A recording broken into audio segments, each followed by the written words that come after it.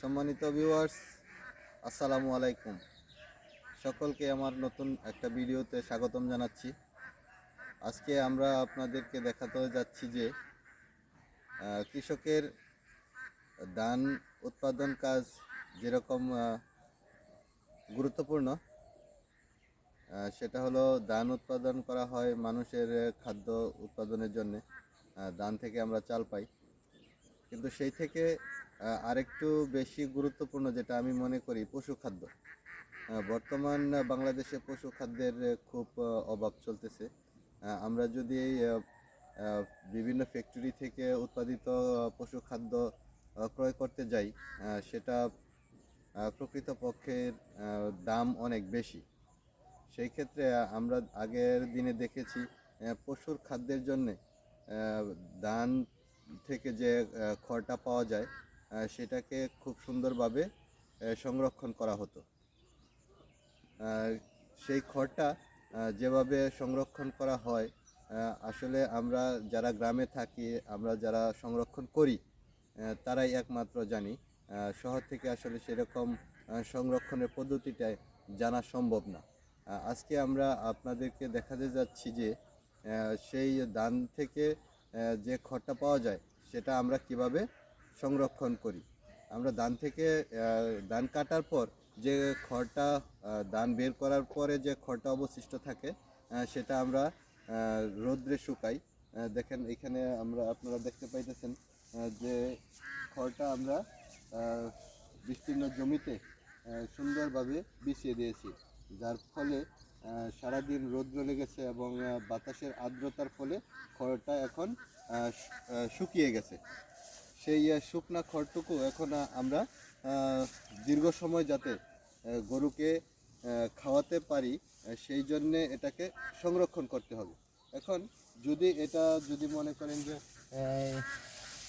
এটা যদি শুকনো কম হয়, হ্যাঁ, তাহলে এটার শুকনো যদি কম হয় তাহলে এটা কম দিন সংরক্ষণ করা যাবে। এটা যত বেশি শুকনো হবে, সংরক্ষণ দিন তত বেশি থাকবে। আমরা মূলত আমাদের দেশে দুইবার চাষ হয়। একটা চাষ হলো বুড়ো, আরেকটা চাষ হয় আমন। বছরে দুইবার আমরা বছরে দুইবারই গরুর খাদ্যের জন্য এই খড়গুলা সংরক্ষণ করে থাকি। খড়গুলা শুকানো শেষ হলে সুন্দর করে আপনারা মাচা তৈরি করে সেই খড়গুলা সারা বছরের জন্য সংরক্ষণ করতে পারবেন, যেটা প্রত্যেক দিন সেই সংরক্ষণকৃত জায়গা থেকে আপনার পালিত গরুকে খাওয়াতে পারবেন। তাহলে চলুন আমরা এই খড়গুলো যেভাবে আমরা সংরক্ষণের জন্য প্রস্তুত করি সেটা আপনাদেরকে দেখিয়ে দিচ্ছি।